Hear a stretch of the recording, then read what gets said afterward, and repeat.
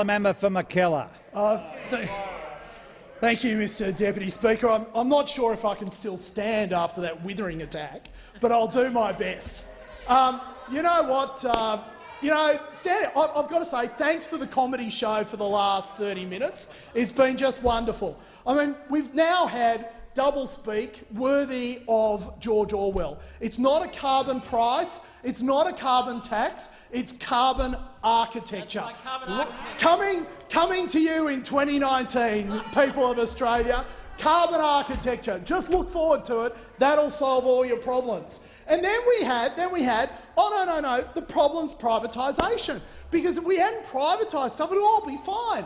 So I must have been dreaming in New South Wales between 2003 and 2011 when prices shot up over 250%, when it was a government-owned— and who owned it again? Oh, that's right, Eddie O'Bee, Bob Carr, Joe Tripodi, Ian McDonald. The list just keeps going on. And we will make sure you wear those names for as long as the Labor Party gets elected to any parliament in Australia. Yeah. Joe Tripodi, Bob Carr, Ian McDonald. Oh yes, we don't need anything more. We don't need anything more. We've just listened. We just listened to 5 minutes of "we need a plan," and when the member asked for what's your plan, we had— oh no, it was enjoyable. Please don't stop. So when we had 5 minutes of it, no plan, no ideas. I mean, those on that side remind me of the arsonist who tortures energy policy and then comes in here and accuses us of not putting out the fire that you started quick enough. And then of course my favourite bit is, oh no, it's got nothing to do with the moratorium that Labor states have put on gas exploration. No, that's just a coincidence, because apparently they haven't done it. They haven't done it. Oh, so what's the pillager? The pillager's not a gas field all of a sudden. Well, of course, we could go back to Eddie O'Bee and Bob Carr, my favourite friends, and what did they do in New South Wales? Everyone got a gas exploration certificate. I think there was a gas exploration certificate over the Harbour Bridge at one stage. So when the government— and then, of course, when the government identifies that 50% of Australians are potentially paying more than $1,500 a year, more than they need to on electricity prices, more than they should, when it identifies that there's an asymmetric market failure and we do something about it, what's the member for Shortland's response? Mockery.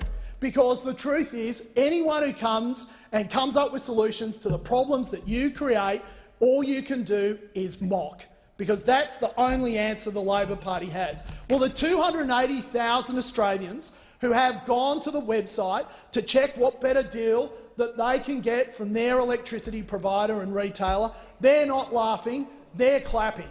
They're clapping because they're getting a better deal.